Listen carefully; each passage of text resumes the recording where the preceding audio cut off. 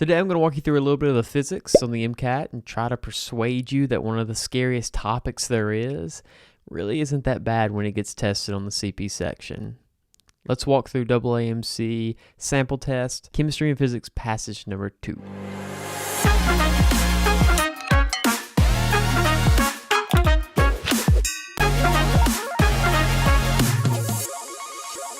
Start out by reading the passage just like always.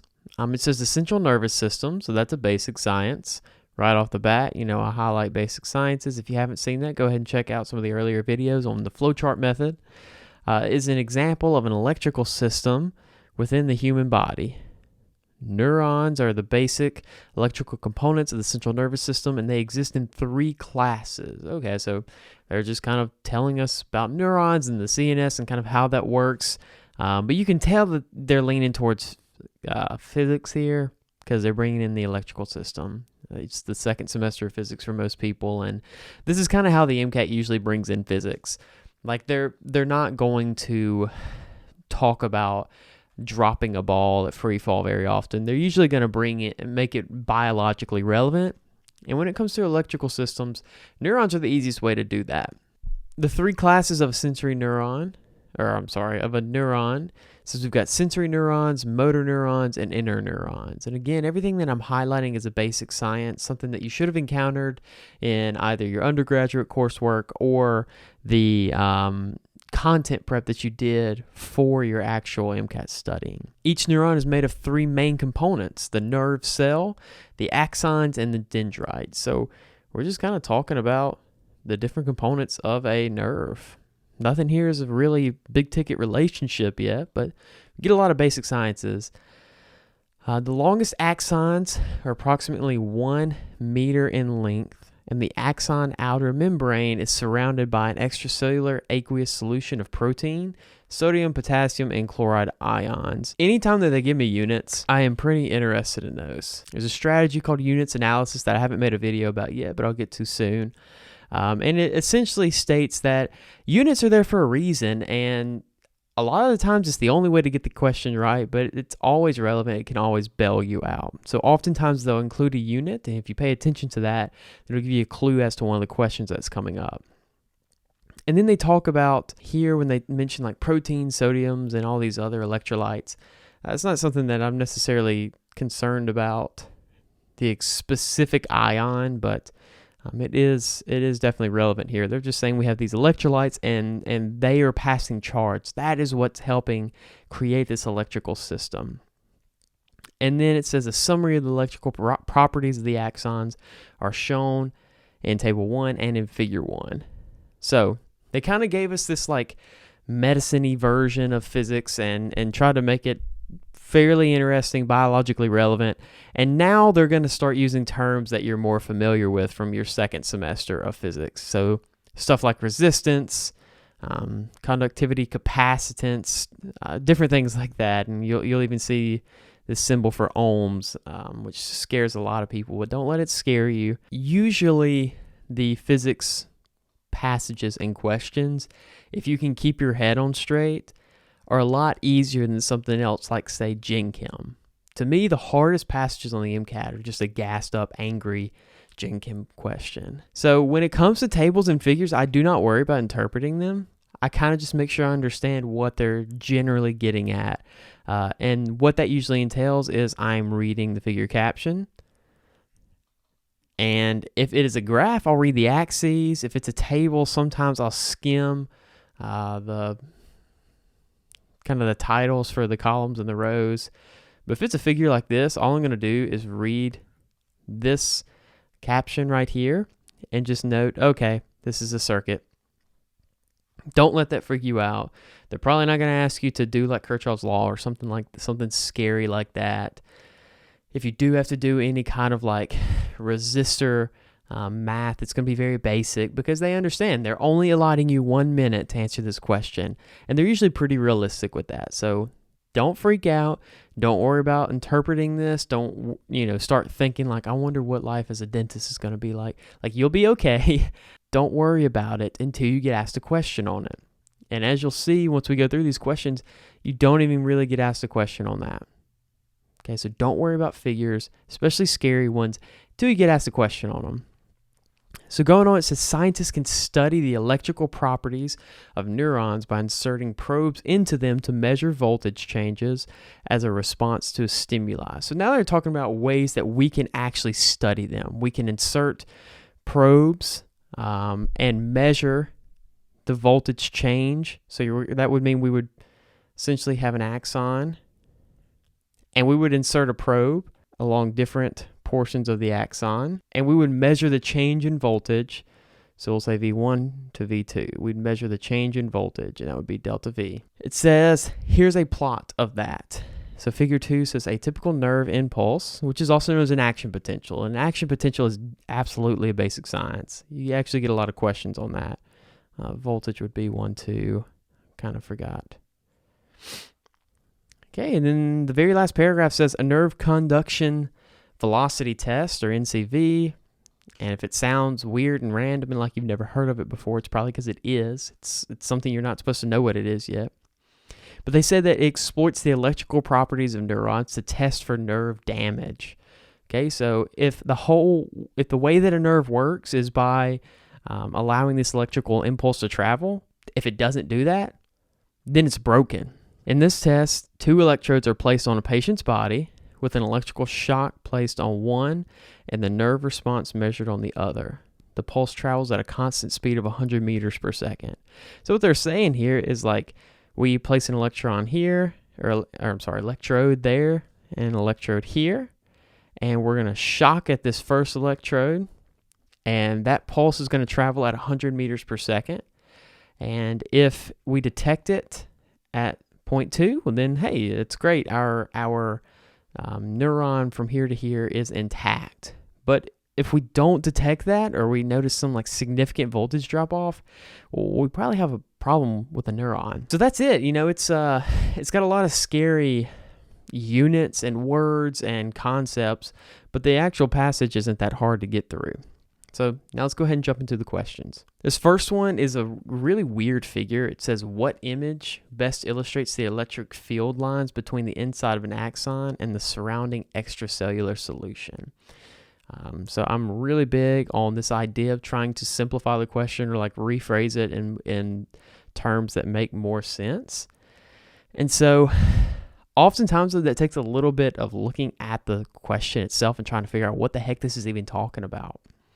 So it says that we have electric field lines, which are just going to be, I guess, in this, it looks like they're almost telling me the direction that the charge is traveling.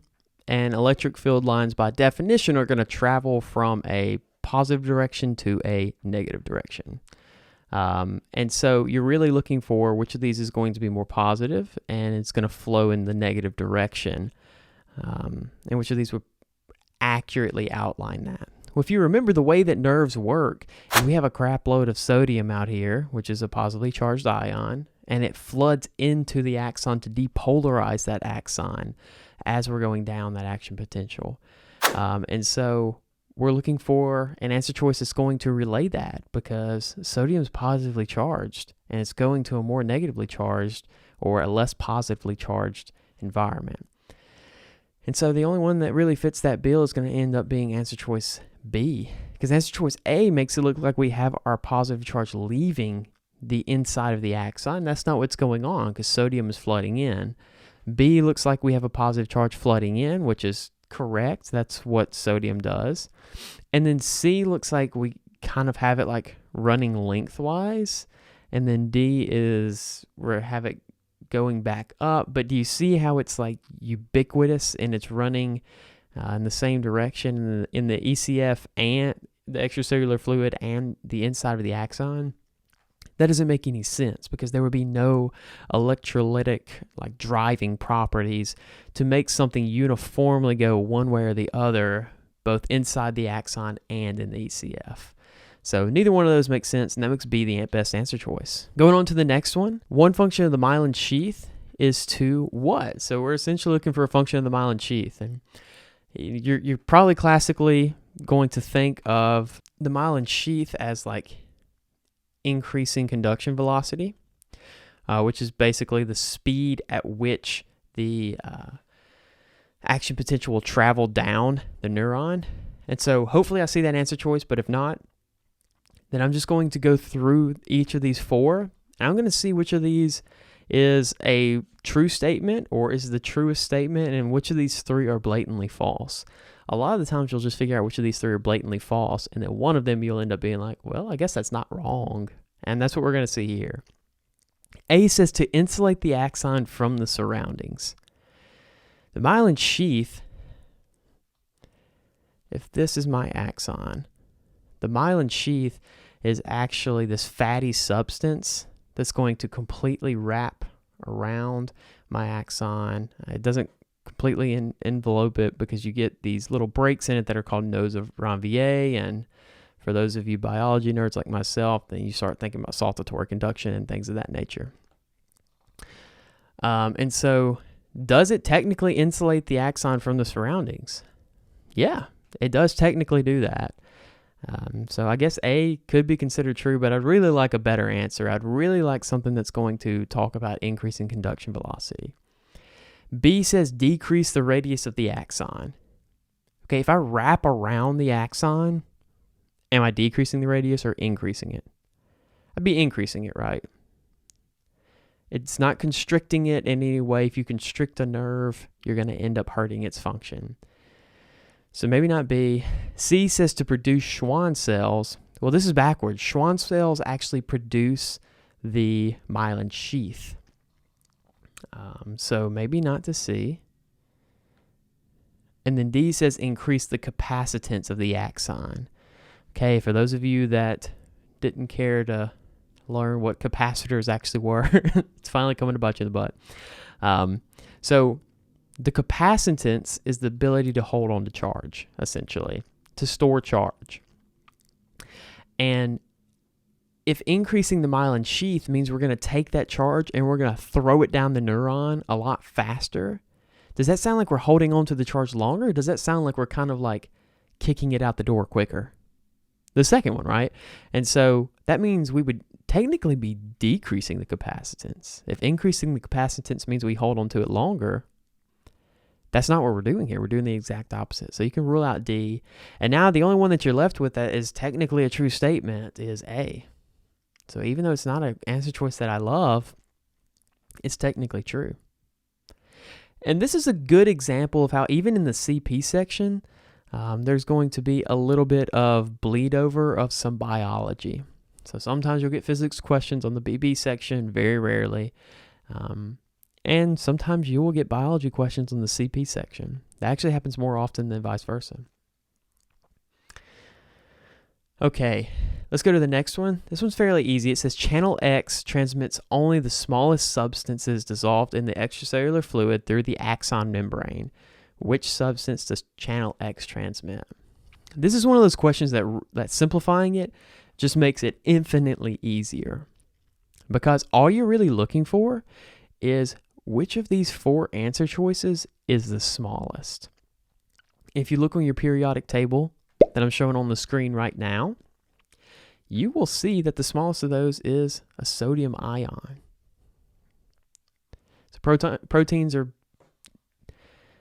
not on the periodic table, right? But they're giant in comparison to ions. And then you'll just notice some of the periodic table trends as we go down and to the right, our molecules are going to get larger and larger.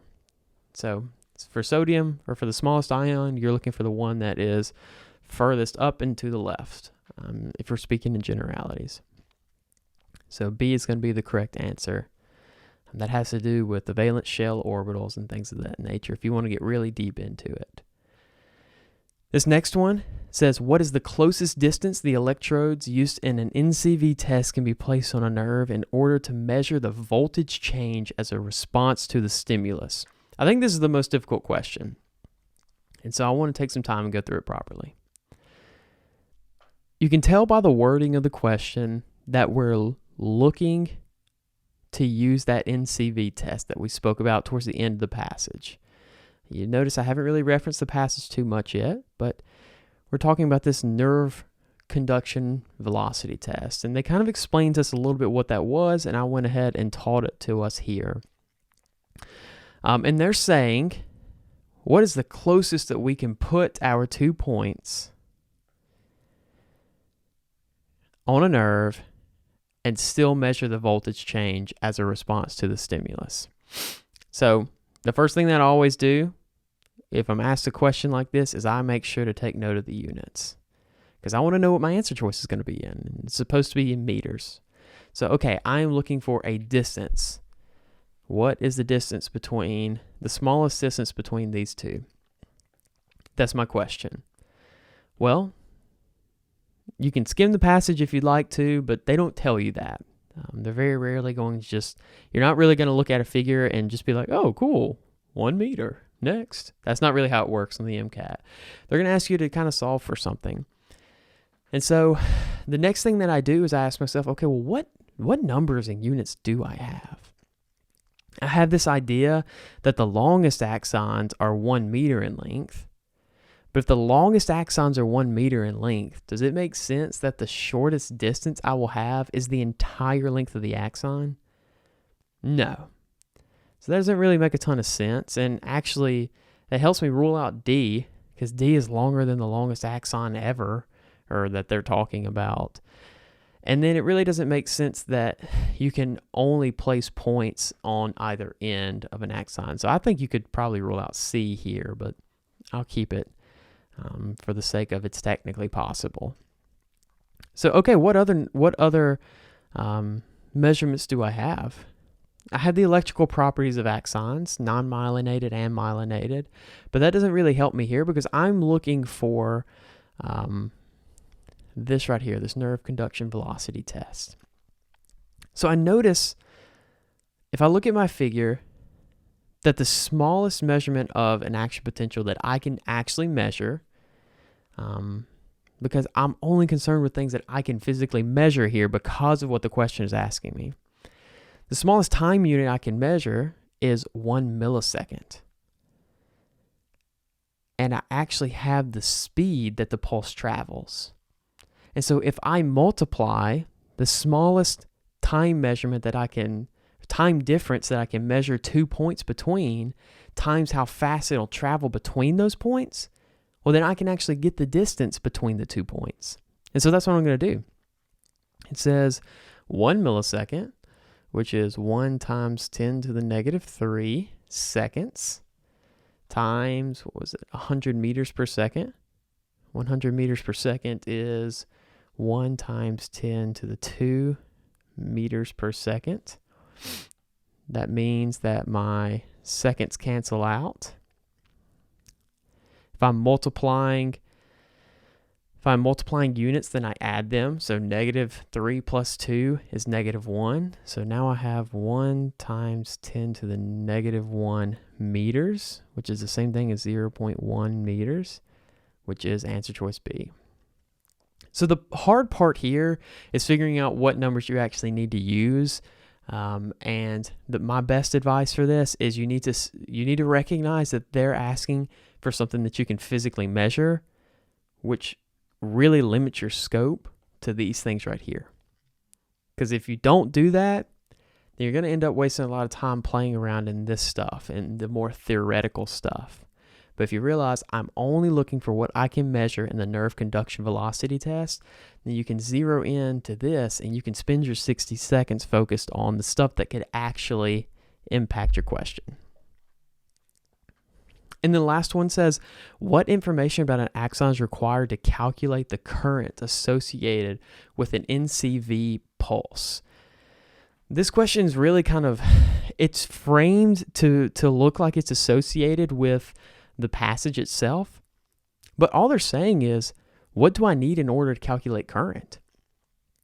And that's just a straight up physics question. So the easiest equation I can think of with current is going to be Ohm's law, which is V equals IR, which is voltage is equal to the current times the resistance of my circuit. And so as I'm going through here, I can look at answer choice A. A says conductivity, resistance, and length. that's not associated with what we're looking at. I mean, conductivity is not in Ohm's law, so I can rule that out. I don't have to have conductivity to find my current. B says potential. Potential is the same thing as voltage, because voltage is actually a form of potential energy.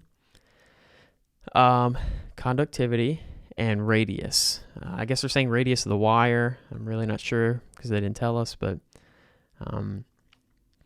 again, we have this idea of conductivity. We don't have to have conductivity to find the current. And so, but if we do have potential, we would need resistance, and it's not in B. C says potential. Okay, I like it. Resistivity, I guess that's resistance. I like it. And radius. But what am I going to do with this radius? That doesn't make any sense. Because if I have potential and resistivity, then I have, let's see, let me rearrange this. So V over R is equal to I. I might have V over R equals I, but I'm also using this radius term. That's really going to throw everything off. So I don't like that at all. So that kind of turns me off to C, although C is still my best answer at this point. And D says potential, okay, which is going to end up being voltage, resistance per unit length. So again, I mean, it has the resistance, but it's throwing in this weird factor of length. So I need something else that's going to cancel it out, which would be length. So that's perfect right there, because even though they add in this new figure of per unit length, I can multiply that by length and actually cancel it out. So that means that D is my best answer here. Okay.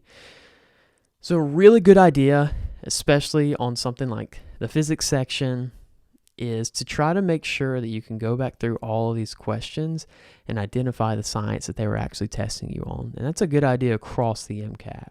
Okay, so this first one, they were testing you on like electrolyte flow during an action potential and E-field lines. Do you understand electric field lines? Second one was a biology question about myelin. They just wanted you to think. This next one was a periodic table trends question. Pretty straightforward. You have the periodic table on the MCAT, so you can't miss that. You have to make sure you can get those questions right.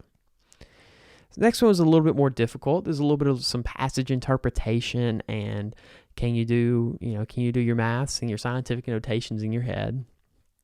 And then this last one was a straight up, do you understand the definitions of Ohm's law and how current, voltage, and resistance are related to each other? So that's it for this passage. If you know your sciences and you can stick through the actual passage and not get too thrown off by these two giant figures that we didn't even use, even though half of you crapped your pants when you saw it, myself included, you can do really well in these questions. So give yourself a shot. You've made it through 3 or 4 years of undergraduate. You were smart. Give yourself a shot and let me know how it goes when you try it for yourself. Thanks for watching the video. Make sure to like and subscribe, and I will see you next time.